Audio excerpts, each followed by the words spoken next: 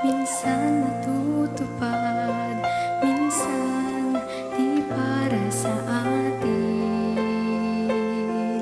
Sa mga pagkakataong ito, ako'y nagpapasalamat pa rin.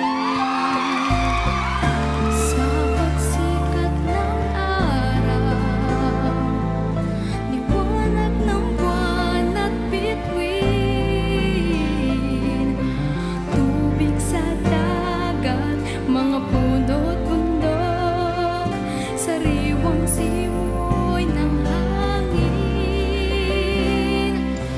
O kay ganda ng ating mundo, nasisilayan ng aking puso, at sa mga biyaya